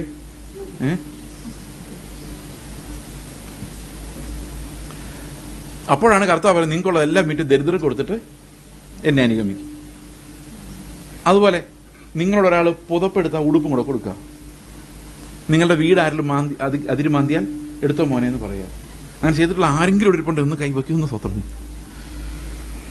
ഇവിടെ ഒരു പറമ്പിന് മുകളിൽ വേറൊരു പറമ്പും ഒരു വീടിന് മുകളിൽ വേറൊരു വീടും കിട്ടിയതിനായിട്ട് നമ്മൾ സ്തോത്രം ചെയ്തുകൊണ്ടിരിക്കുന്നു. അതിനെ വിടുതലെടുത്ത് പ്രാർത്ഥിച്ചുകൊണ്ടിരിക്കുന്നു. ഞങ്ങളുടെ സാധനങ്ങൾ ആരും കൊണ്ടുപോകാതെ, എൻ്റെ അധ്വാന ഫലം വേറെ ഒരുത്തനും കൊടുക്കാതെ തന്നെ തിന്നാൻ വേണ്ടി നമ്മൾ പ്രാർത്ഥിച്ചുകൊണ്ടേയിരിക്കുന്നു. എന്നിട്ട് ഈ കർത്താവിൻ്റെ നീതിയിലേക്ക് നോക്കുമ്പോഴാണ് മനസ്സിലാകുന്നത് കർത്താവ് ശിഷ്യന്മാർ നടന്ന നടപ്പ്, ജീവിതം, സ്നേഹം, മരണം, ക്രൂശീകരണം, തേജസ്സിന് വേണ്ടിയുള്ള കാത്തിരിപ്പ്, ഇന്ന് ഈ സാധനം നമ്മുടെ ഇടയിൽ നിന്ന് പോകാൻ കാരണം ഈ പ്രാർത്ഥന വഴിതെറ്റി പോയതാണ്. ചില അഭിഷിക്തന്മാർ വന്നിട്ട് നീ ഒന്നും മിഷണറി വേലയ്ക്കൊന്നും പോകണ്ട, നിന്നെ കാനഡയിലും UK-യിലും വിടുന്നൊരു ദൈവമുണ്ട്, പിന്നെ എന്തിനാ മിഷണറി വേലയ്ക്ക് പോകുന്നു? ദൈവം എല്ലാ മലയാളികളെയും പിടിച്ച് കാനഡയിലും UK-യിലും വിട്ടാൽ ആര് മിഷണറി ആയിട്ട് പോവും?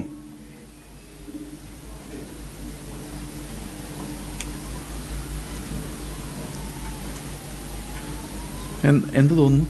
ഈ കർത്താവ് എന്താ ഈ കഴിവുള്ളവരെ മിടുക്കന്മാരെല്ലാം ഇങ്ങനെ പഠിക്കുന്നവരെല്ലാം കാനഡയിലോട്ട് UK-യിലോട്ട് വിട്ടിട്ട് എത്രയോ സ്ഥലങ്ങളിൽ സുവിശേഷം കേൾക്കാത്ത ആൾക്കാർ കിട്ടുമ്പോൾ കർത്താവ് എന്തെങ്കിലും ചെയ്യുന്നത്?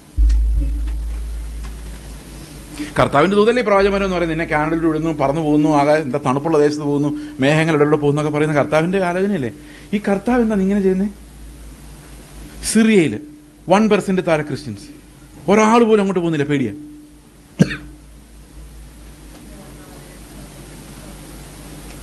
ഇത് ശരിക്കും ഞങ്ങളുടെ ചർച്ചയിൽ നിന്ന് ഇവിടെ എല്ലാം മിഷണറിമാരുണ്ട്. കല്യാണം കഴിക്കാത്ത പിള്ളേർ, യങ്സ്റ്റേഴ്സ്, ഞങ്ങൾക്ക് 14ഓളം മിഷണറിമാരുണ്ട്. എല്ലാം എവിടെയാണെന്ന് പറയാൻ പറ്റത്തില്ല. ഇന്ത്യക്ക് വെളിയിൽ ഇങ്ങനെയുള്ള ഫീൽഡിലുണ്ട്. ഡമാസ്കസ് പോലുള്ള രാജ്യങ്ങളിൽ ചർച്ചകളുണ്ട്. ഇതെല്ലാം അവർ തുടങ്ങിയ, നമ്മുടെ പിള്ളേർ പോയി തുടങ്ങിയതാണ്. അവർ കാനഡയിൽ നിന്നുള്ള ജോലി 4 ലക്ഷം രൂപ സാലറിയുള്ള വലിയൊരു ജോലി രാജിവെച്ചിട്ടാണ് ഒരു മോൻ ഇറാഖിലേക്ക് സുശേഷയിലേക്ക് പോയത്. കർത്താവിൻ്റെ ശബ്ദം കേട്ടാൽ ഇതൊക്കെ സംഭവിക്കുള്ളൂ. പക്ഷെ നമ്മൾ കർത്താവിൻ്റെ ശബ്ദം എന്ന രീതിയിൽ നമ്മൾ കേൾക്കുന്നത് നമ്മുടെ തന്നെ സോളിൻ്റെ കൊതികളാണ്. ഇത് കൈയടിക്കുമ്പോഴേക്കും നമ്മുടെ തന്നെ സോളിൻ്റെ ആഗ്രഹങ്ങൾ ദൈവത്തിൻ്റെ ശബ്ദം എന്ന വിചാരത്തിൽ നമുക്ക് വരിക. ഈ പ്രാർത്ഥനകളെല്ലാം ഇങ്ങനെ ലോകത്തിലേക്ക് ഫോക്കസ് ചെയ്ത് തുടങ്ങിയപ്പോഴേക്കും സഭയുടെ മുഴുവനോടെയുള്ള ഡയറക്ഷൻ മാറിപ്പോയി. നിങ്ങൾ ആലോചിക്കാൻ മനസ്സിലാവും, ശരിയാണോ?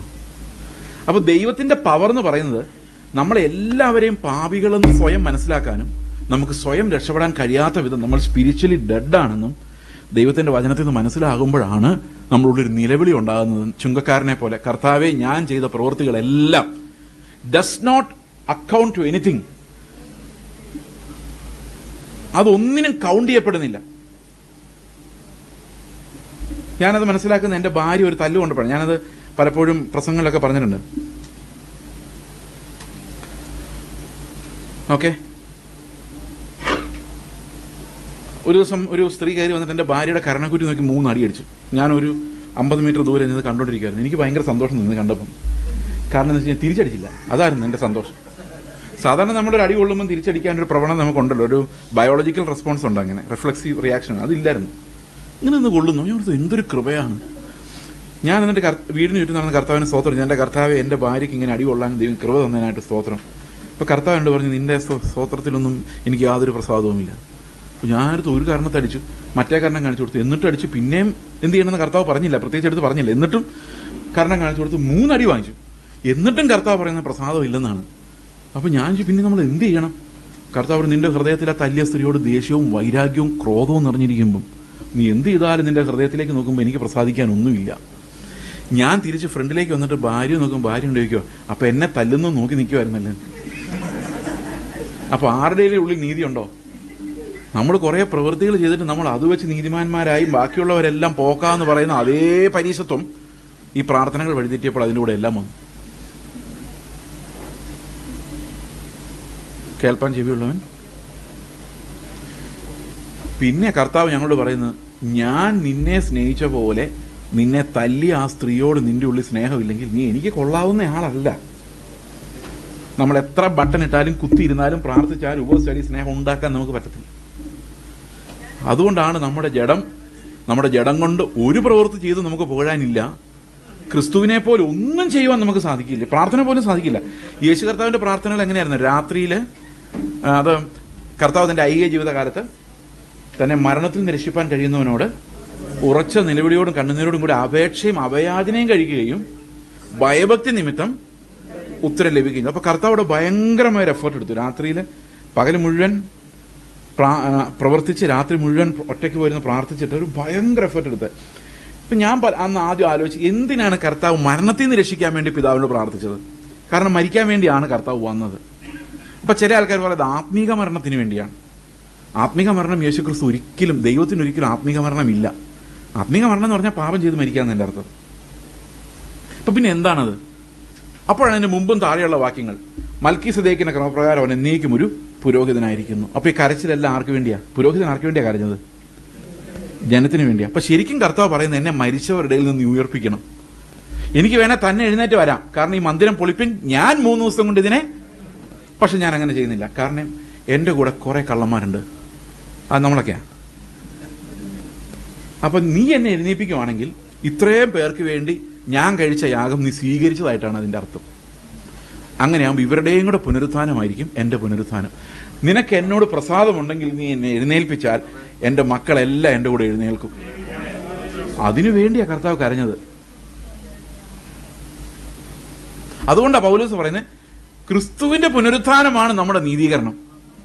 അവൻ പുനരുത്ഥാനം ചെയ്തു എന്നുള്ളതിനാൽ പിതാവ് നമ്മളെ അംഗീകരിച്ചു എന്നുള്ളതിന് തെളിവായിരിക്കുന്നു. നമ്മുടെ പ്രത്യാശ നമ്മുടെ പ്രവൃത്തികളിൽ നിന്നല്ല വരുന്നത്, ക്രിസ്തുവിന്റെ യാഗത്തിൽ നിന്നാണ് വരുന്നത്. അവൻ നമുക്കായി തകർക്കപ്പെട്ടിരിക്കുന്നു, നമ്മുടെ ശിക്ഷ അവൻ വഹിച്ചിരിക്കുന്നു. അവൻ നമുക്കായി ഇന്നും പിതാവിന്റെ സന്നിധിയിൽ ഒരു മധ്യസ്ഥനായി എഴുന്നേറ്റ് നിൽക്കുന്നു. അതുകൊണ്ട് നമ്മൾ പ്രത്യാശയുള്ള മക്കളെ പോലെ ധൈര്യമായി കൃപാസനത്തിലേക്ക് പ്രവേശിച്ച്, ഏത് മകനും എപ്പോഴും തുറന്നു നടക്കുന്ന ഒരു കൃപാസനത്തിൽ കർത്താവിനോട് നേരിട്ട് സംസാരിക്കാൻ സാധിക്കും എന്നുള്ളതാണ് പുതിയ നിയമത്തിൽ. അപ്പൊ ഇതിനകത്ത് ഒരു പ്രവൃത്തിയിലും നമുക്ക് യേശു ക്രിസ്തുവിനെ പോലെ ആകാൻ സാധിക്കത്തില്ല. അപ്പൊ കർത്താവ് പറയുന്നത് എന്താണ്? ഈ നീതി വരണമെങ്കിൽ എന്ത് സംഭവിക്കണം? നീതി വരണമെങ്കിൽ നിങ്ങൾ കുറച്ച് പ്രവൃത്തികൾ ചെയ്താൽ പോരാ. പിന്നെ എന്ത് സംഭവിക്കണം? നിങ്ങൾ ബൈബിളിൽ നിന്ന് ചിന്തിക്കാതെ സ്വന്തമായിട്ട് ചിന്തിച്ചു നോക്കി. ശരിക്കും നീതി വരണമെങ്കിൽ എന്ത് സംഭവിക്കണം? കുറച്ച് പ്രവൃത്തികൾ ചെയ്താൽ നീതിമാന്മാരാകുമെന്നാണ് ലോകത്തിലുള്ള എല്ലാ മതങ്ങളും എല്ലാ ആൾക്കാരും വിശ്വസിച്ചിരിക്കുന്നത്. വേദപുസ്തകം പറയുന്നു പ്രവർത്തിച്ചുകൊണ്ടായില്ല, ഹൃദയമാണ് പ്രശ്നം. ഫോർ എക്സാമ്പിൾ, പരീക്ഷയ്ക്ക് കോപ്പി അടിക്കാത്ത ഒത്തിരി പിള്ളേരുണ്ട്. പക്ഷെ എന്തുകൊണ്ട് കോപ്പി അടിക്കുന്നില്ല? അവർ നീതിമാന്മാരായതുകൊണ്ടല്ല, പിടിക്കപ്പെടുമോ എന്നുള്ള. ഇപ്പൊ അനുസരിച്ചോ എന്ന് ചോദിച്ചാൽ അനുസരിച്ചു, പക്ഷെ നീതിമാൻ അല്ല. അപ്പൊ നീതിമാൻ ആണെങ്കിൽ എന്ത് ചെയ്യണം? ഹൃദയം മാറണം. ശരിയല്ലേ? ഹൃദയത്തിനകത്ത് ക്രിസ്തുവിന്റെ സ്വഭാവം ഉണ്ടാവണം. അതിനെയാണ് നമ്മൾ വീണ്ടും ജനനം എന്ന് പറയുന്നത്, റീജനറേഷൻ. കർത്താവ് പറയാണ്, നിന്റെ കല്ല് പോലുള്ള ഹൃദയത്തെ ഞാൻ മാറ്റി മാംസമായൊരു ഹൃദയം ഞാൻ നിങ്ങൾക്ക് തരും. യോഹന്നാന്റെ സുവിശേഷത്തിലേക്ക് വരുമ്പോൾ അവിടെ പറയുന്നത്, നിക്കോദമോസിനോട് പറയാണ്, നീ വീണ്ടും ജനിച്ചില്ല എങ്കിൽ ദൈവരാജ്യത്തിൽ പ്രവേശിക്കില്ല. റീജനറേഷൻ ഇല്ലെങ്കിൽ നിങ്ങൾക്ക് ദൈവരാജ്യത്തിൽ പ്രവേശിക്കാൻ സാധിക്കില്ല. ഇന്ന് നിങ്ങളുടെ ഏത് സഭകളിലെങ്കിലും വീണ്ടും ജനനം എന്നൊരു ഉപദേശം കേൾക്കാറുണ്ടോ? ആകെ കേൾക്കുന്ന കർത്തൃമേശയുടെ മുമ്പുള്ള ഒരു മാനസാന്തരം, അത്രേ ഉള്ളൂ. ഏതെങ്കിലും ഒരു സഭയിൽ നിങ്ങൾ വീണ്ടും ജനിക്കണം എന്ന് കേൾക്കാൻ, നമ്മുടെ പിള്ളേര് വീണ്ടും ജനിച്ചതാണോ? അവരുടെ ആരെങ്കിലും വീണ്ടും ജനനത്തിന്റെ സുവിശേഷം പറഞ്ഞിട്ടുണ്ടോ? എന്തായി സംഭവം? നിക്കോദമോസിന്റെ കർത്താവ് പറയാണ്, നീ വീണ്ടും ജനിക്കണം. അപ്പൊ നിക്കോദമോസ് വിചാരിച്ച ഒന്നും കൂടെ ജനിച്ചാൽ, കുറെ തെറ്റുകളൊക്കെ ചെയ്തിട്ടുണ്ട്, അത്ര മര്യാദയ്ക്കൊന്നും ജീവിച്ചിട്ടില്ല, ഇതുവരെ ക്ലിയർ ആയിട്ടില്ല, ഒന്നും കൂടെ ജനിക്കുവാണെങ്കിൽ ഞാൻ കുറച്ചുകൂടെ നല്ലൊരു പഠിച്ച് നല്ല മാർക്ക് മേടിച്ച് ഈ പ്രവാചകന്മാർ പറയുന്ന പോലെ കാനഡയ്ക്കോ എങ്ങനെയൊക്കെ പോയി, അല്ലെ കുറച്ചുകൂടെ നല്ലൊരു കല്യാണമെങ്കിലും കഴിക്കാമായിരുന്നു, ഒരു ചാൻസ് കൂടെ കിട്ടുമായിരുന്നെങ്കിൽ. അങ്ങനെ ചിന്തിക്കുന്ന ആൾക്കാർ ഇവിടെ തന്നെ ഇരിപ്പുണ്ടായിരിക്കും. പക്ഷേ കർത്താവ് പറഞ്ഞു, എത്ര പ്രാവശ്യം നീ ജനിച്ചാലും നീ നിക്കോദമോസ് ആയിരിക്കുള്ളൂ. ജഡരക്തങ്ങൾക്ക് ഒരിക്കലും ദൈവരാജ്യം അവകാശമാക്കാൻ സാധിക്കില്ല. അതുകൊണ്ട് നീ ആത്മാവിൽ ജനിക്കണം, വെള്ളത്താലും ആത്മാവിനാലും വീണ്ടും ജനിക്കണം. എന്നിട്ട് അവസാനം 7-ാം വാക്യത്തിൽ എന്താ പറയുന്നറിയോ? അപ്പൊ നിക്കോദമോസ് ചോദിക്കുന്നത് എങ്ങനെ സംഭവിക്കുന്നു? കർത്താവ് പറയാണ്, കാറ്റ് അതിനിഷ്ടമുള്ളിടത്തേക്ക് വീശുന്നു, അതിന്റെ ശബ്ദം നീ കേൾക്കുന്നുവെങ്കിലും അതെവിടെ നിന്ന് വരുന്നുവെന്നും എങ്ങോട്ട് പോകുന്നുവെന്നും നിങ്ങൾ അറിയുന്നില്ല. ആത്മാവിൽ ജനിച്ചവരെല്ലാം ഇങ്ങനെയാണ്. എങ്ങനെയാണ്? എവിടെ നിന്ന് വരുന്നുവെന്നും എങ്ങോട്ട് പോകുന്നെന്നും അറിയുന്നില്ല. കർത്താവിന് അവരെ എവിടെ വേണമെങ്കിലും കൊണ്ടുപോകാം. കാരണം ഈ കാറ്റെന്ന് പറയുന്ന സാധനം ഒരിടത്തും ഞാൻ ഇവിടെ കൂടി കേട്ടോ സെറ്റിലായി എന്ന് പറയുന്നില്ല. മനസ്സിലാവുന്നുണ്ട് ഞാൻ പറയുന്നത്? ദൈവത്തിന് അവരെ എവിടെ വേണേലും കൊണ്ടുപോകാം, എന്ത് വേണേലും ചെയ്യിപ്പിക്കാം. കാരണം അവർ കാറ്റ് പോലെയാണ്, പഴയ ജഡമല്ല. ഇപ്പൊ പുതുതായി ജനിക്കുന്നവരാരെ പോലെയാണ്?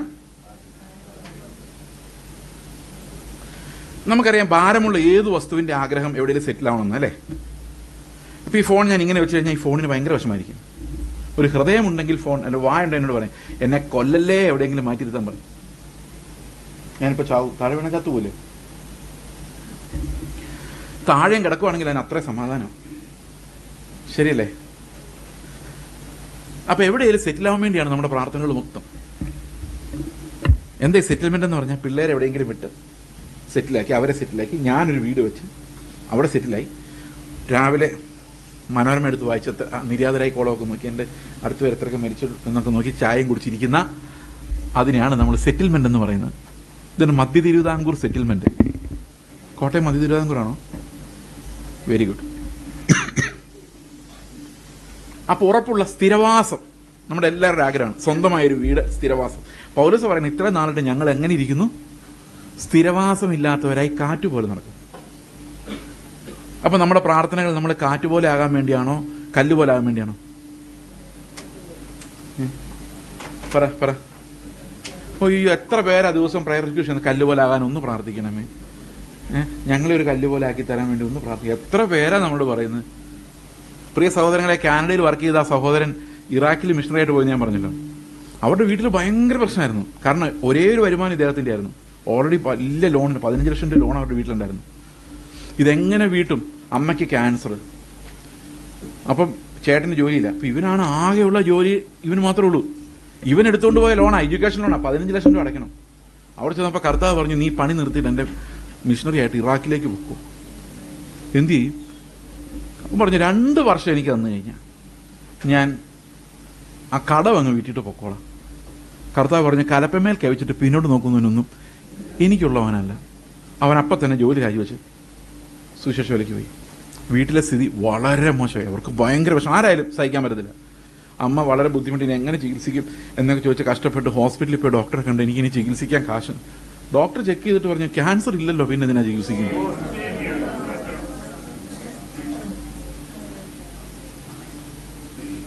ചേട്ടന് ഗൾഫിൽ ജോലിയും കൊടുത്തു, കുടുംബത്തെ സെറ്റിലാക്കി. ഇവന് ഇറാഖിൽ ഒരു വില്ലേജിലോട്ട് ചെല്ലുന്നു. അവിടെ ആൾക്കാർ ചോദിക്കുന്നു, ഏത് നാട്ടിൽ നിന്നാ? കാരണം അറബികൾ ഭയങ്കര ആദിത്യ മര്യാദയാണ്. പറയും ഇന്ത്യയിൽ നിന്നാ. ഹിന്ദു ആണോ? അല്ല, ക്രിസ്ത്യാനിയാണ്. അവിടെ ക്രിസ്ത്യാനികളൊക്കെ ഉണ്ടോ? ആണ്. എന്നാ ബാ ഇരിക്കുക, വെള്ളം കുടിക്കും, ഭാഗത്ത് കയറ്റിയിരുന്നു. പിന്നെ ഈസാ നബിയെ കുറിച്ച് പറഞ്ഞു. അവരങ്ങനെ 9 അറബികളോട് സുവിശേഷം പറയുമ്പോൾ ഒരു അറബി സുവിശേഷം സ്വീകരിക്കുന്ന അവരുടെ കണക്ക്. അതുമാത്രമല്ല, അവൻ ഇവിടെ വന്ന് ഇവിടെയുള്ള പിള്ളേരെ മുഴുവൻ കൊണ്ടുപോയി ഈ പൈഡ് പൈപ്പർ ഓഫ് ഹാമിൽ എന്ന് പറയുന്ന പോലെ ട്യൂൺ ഊതുമ്പോൾ പുറകെ പിള്ളേർ പോകുന്ന പോലെ ഒരു സംഘം ഞങ്ങളുടെ ചർച്ചയിൽ നിന്ന് പോയത്.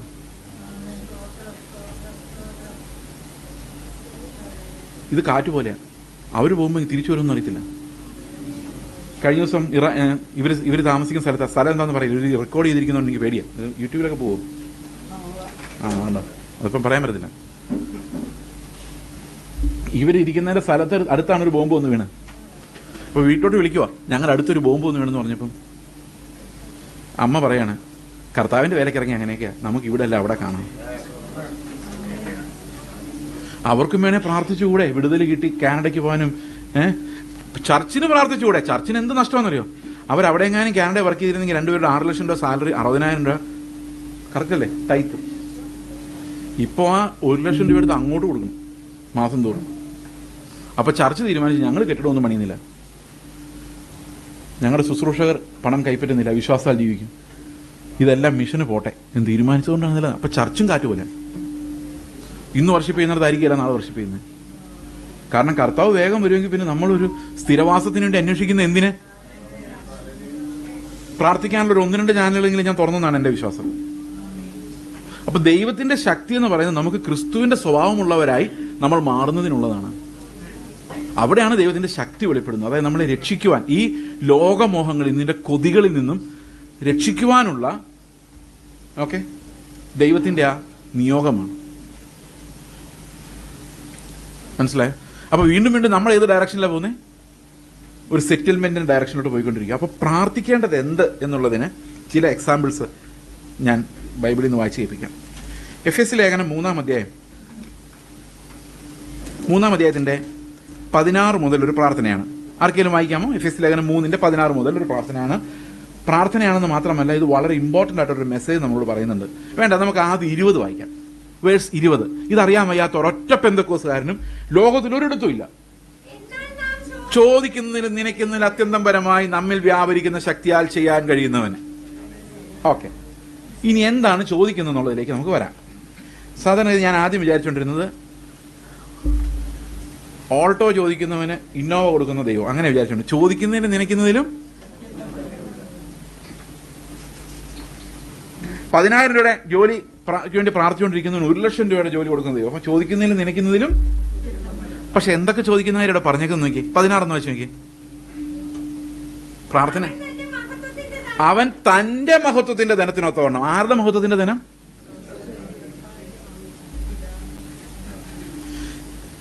ഇവർ കാനഡയിൽ പോയി സമ്പാദിക്കുമ്പോഴാണോ ഇറാഖിൽ പോയി മരിക്കുമ്പോഴാണോ കൂടുതൽ ക്രിസ്തുവിന്റെ മഹത്വത്തിന്റെ ധനമുള്ളത്?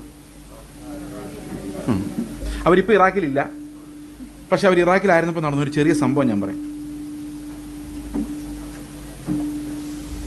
അന്ന് ഐസിസ് തീവ്രവാദികളുടെ കലാപം അവസാനിക്കുന്ന സമയത്ത് അമേരിക്ക ഇടയ്ക്കിടയ്ക്ക് ബോംബിടുന്ന ഒരു സമയമാണ്. അപ്പോൾ ഇവർ താമസിക്കുന്നതിൻ്റെ അടുത്ത് ബോംബ് വീണതായിട്ട് നമുക്ക് മനസ്സിലായി. ഇപ്പം മിഷനിലുള്ള മറ്റ് സഹോദരങ്ങൾ അവരെ വിളിച്ചിട്ട് പറഞ്ഞു, നിങ്ങൾ വിളിക്കാൻ പല പ്രാവശ്യം ശ്രമിച്ചു, രാവിലെ തൊട്ട് വൈകിട്ട് അവർ വിളിച്ചിട്ട് ഇവരെ കിട്ടുന്നില്ല. അപ്പോൾ ഇവരെല്ലാവർക്കും പേടിയായി, എന്തെങ്കിലും സംഭവിച്ചു കാണും, ഈ ബോംബ് അടുത്ത് വീണതുകൊണ്ട് അറിയില്ല. വൈകിട്ടായപ്പോൾ അവർ തിരിച്ചു വിളിച്ചിട്ട് പറഞ്ഞു, ഞങ്ങളൊരു ബാപ്റ്റിസം സർവീസിന് വേണ്ടി പോയതാണ്. ആദ്യമായിട്ടാണ് അവർക്ക് അവിടെ ഒരു വിക്ടറി ഉണ്ടാകുന്നത്. അപ്പം കുറച്ച് പേര് 2-3 പേര് ബാപ്റ്റിസം എടുക്കാൻ വേണ്ടി. അപ്പോൾ അതിൻ്റെ ഇത്തിരി ദൂരെ ഒരു സ്ഥലത്ത് പോയതാണ്. അതുകൊണ്ട് ആണ് ഫോൺ കിട്ടാഞ്ഞത് എന്ന് പറഞ്ഞു. അപ്പോൾ ഇവർ പറഞ്ഞു, നിങ്ങളൊരു കാര്യം ചെയ്യും, യുദ്ധം രൂക്ഷമാകാൻ സാധ്യതയുണ്ട്, നിങ്ങൾ എത്രയും പെട്ടെന്ന് തിരിച്ചു വരണമെന്ന് പറഞ്ഞു. ഇവർ പറഞ്ഞെന്തെന്നറിയോ?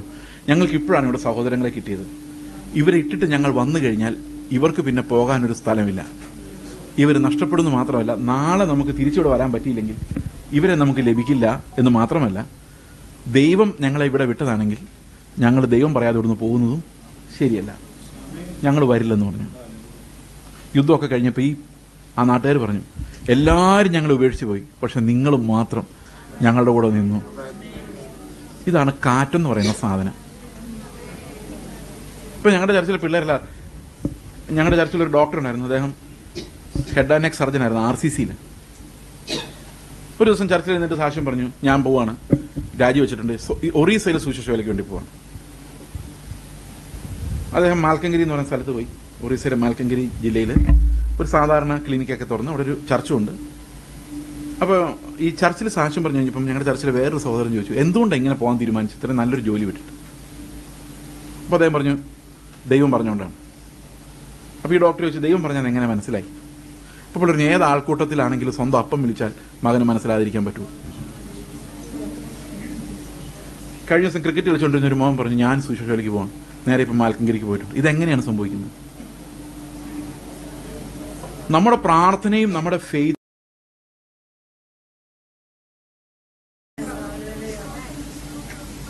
ഞങ്ങളുടെ ചർച്ചിലും വഴിതെറ്റിപ്പോയി ഒരു കൊച്ചിനു വേണ്ടിയും പ്രാർത്ഥിക്കുന്നില്ല, കാരണം അങ്ങനെ ആരും ഇല്ല.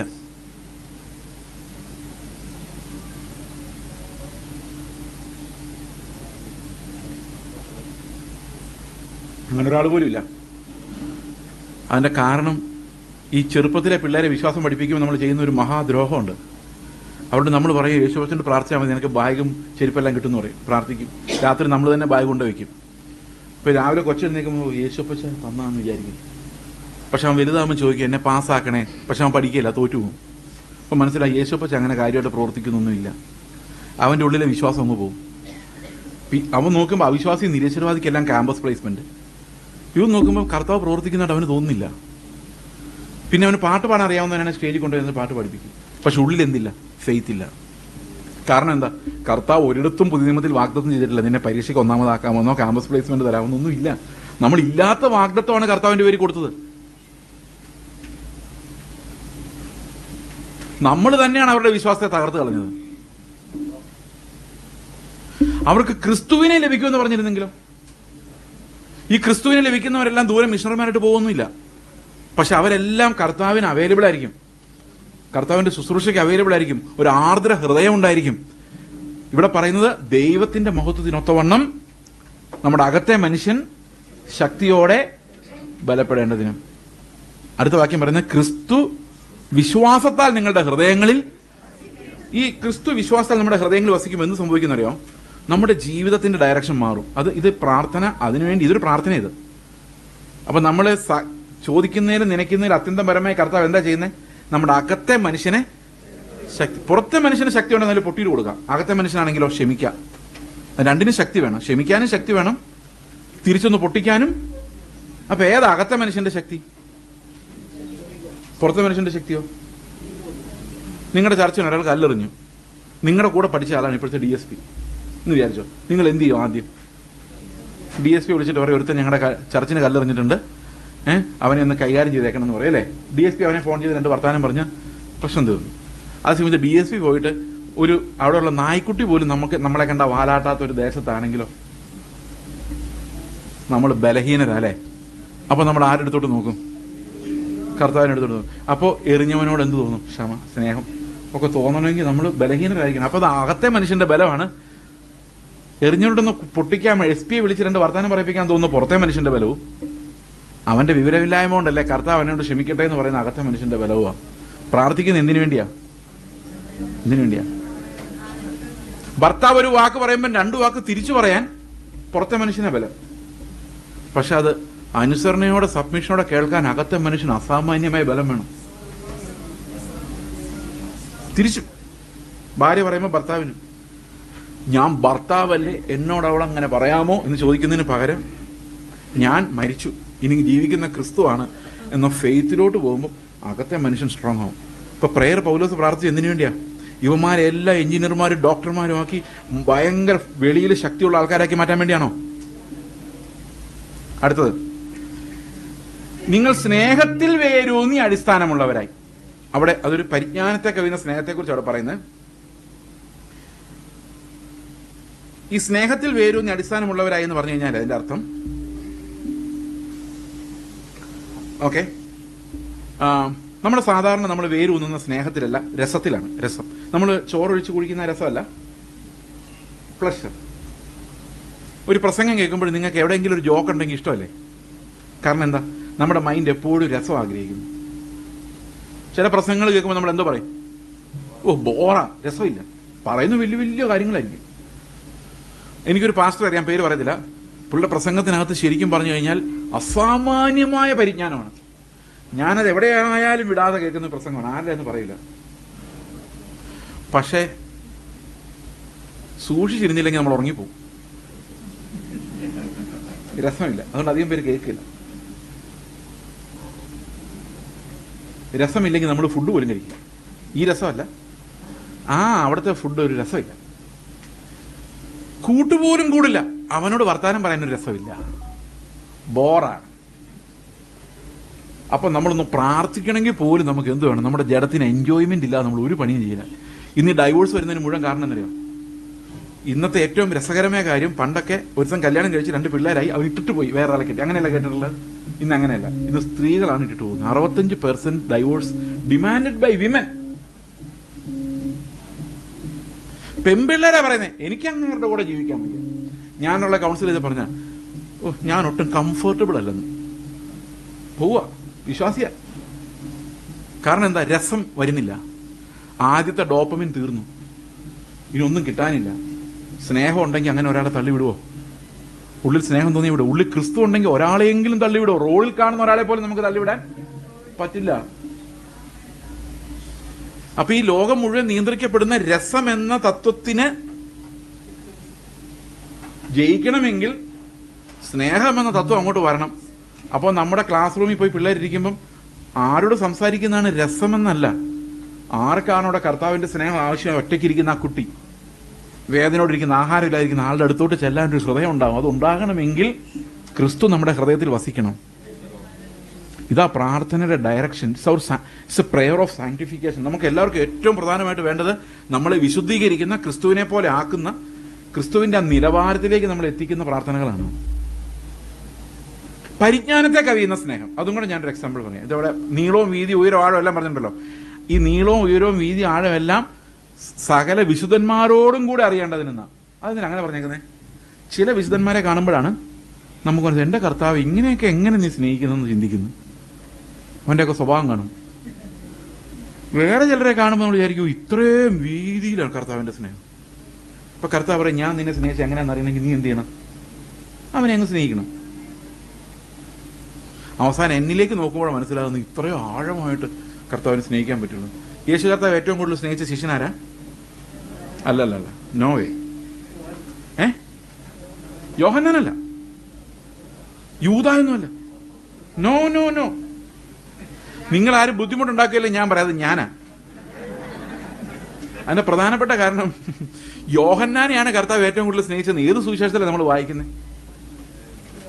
യോഹന്നാന്റെ സുവിശേഷത്തിലേ ഉള്ളൂ. മത്തായി പറഞ്ഞിട്ടുണ്ടോ? മർക്കോസ് പറഞ്ഞിട്ടുണ്ടോ?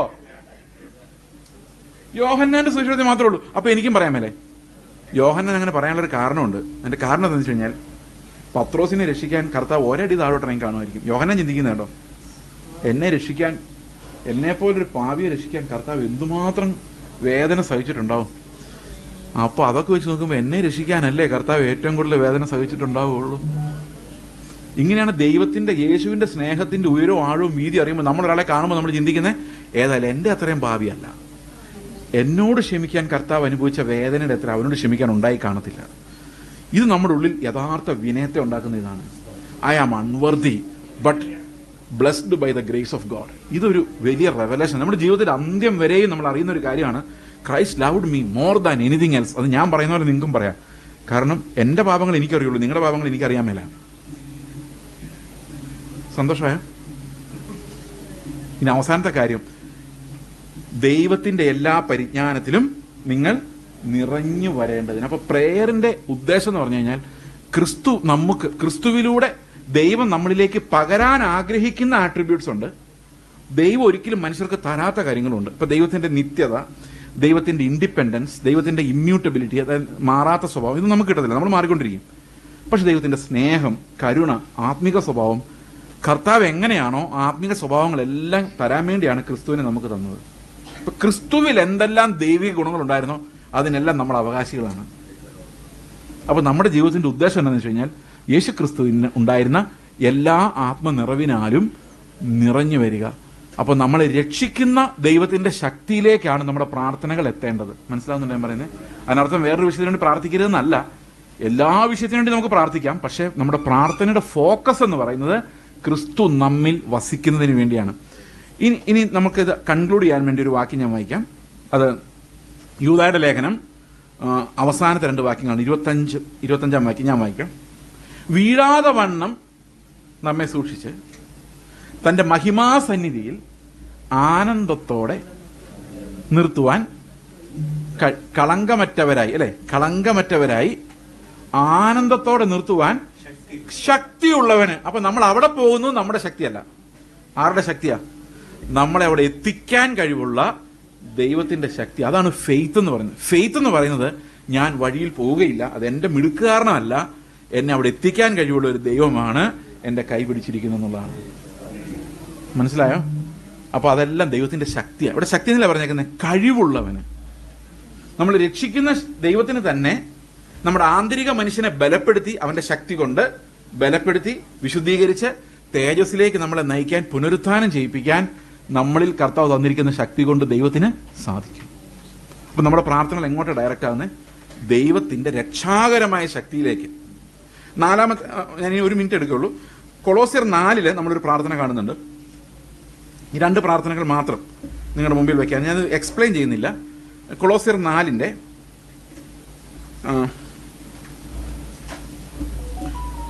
2 വാക്യം. പ്രാർത്ഥനയിൽ ഉറ്റിരിക്കുവിൻ. എന്തൊക്കെയാ ചെയ്യേണ്ടത്? അടുത്ത വാക്യം. എനിക്ക് ബന്ധന കാരണമായ ക്രിസ്തുവിന്റെ മർമ്മം പ്രസ്താവിക്കുവാൻ തക്കവണ്ണം ദൈവം ഞങ്ങൾക്ക് വചനത്തിന്റെ വാതിൽ തുറന്നു തരേണ്ടതിന് ഞാൻ സംസാരിക്കേണ്ടും വണ്ണം അതിനെ വെളിപ്പെടുത്തുകയും ചെയ്യേണ്ടതിന് ഞങ്ങൾക്ക് വേണ്ടിയും പ്രാർത്ഥിക്കുന്നത് സുവിശേഷീകരണത്തിനുള്ള പ്രാർത്ഥനയാണ്. നിങ്ങൾ ശ്രദ്ധിക്കേണ്ട ഒരു കാര്യം, പൗലോസ് പ്രാർത്ഥിച്ചാലാണോ ദൈവം പെട്ടെന്ന് കേൾക്കുന്നത്, കൊളോസിയിലെ വിശ്വാസികൾ പ്രാർത്ഥിച്ചാലാണോ പെട്ടെന്ന് കേൾക്കുന്നത്? അങ്ങനെയൊന്നുമില്ല. കാരണം എല്ലാ പ്രാർത്ഥനയും യേശുക്രിസ്തുവിന്റെ മാത്രമേ പിതാവിന്റെ അടുത്തേക്ക് ചെല്ലുള്ളൂ. ക്രിസ്തുവിലൂടെ കിടക്കുന്ന എല്ലാ പ്രാർത്ഥനകൾക്കും ഉത്തരം ലഭിച്ചിരിക്കും. അതാര് പ്രാർത്ഥിച്ചാലും ലഭിച്ചിരിക്കും. കാരണം നമുക്ക് ഒരു മധ്യസ്ഥൻ മാത്രമേ ഉള്ളൂ. സമ്മതിച്ചോ? അത് സമ്മതിച്ചോ? ഇല്ല? Praise the Lord. കർത്താവിന് സ്തോത്രം. അപ്പോൾ നമ്മുടെ ഈ പ്രാർത്ഥനയുടെ ഡയറക്ഷൻ ക്രിസ്തുവിലേക്കാകുവാനും അത് നമ്മളെല്ലാവരെയും വിശദീകരിക്കുന്ന, സഭയായി വിശദീകരിക്കുന്ന, കൂട്ടമായി വിശദീകരിക്കുന്ന ക്രിസ്തുവിന്റെ സ്വഭാവം നമുക്ക് തരുന്ന പ്രാർത്ഥനകളിലേക്ക് ദൈവം നമ്മളെ നയിക്കുമാറാകട്ടെ.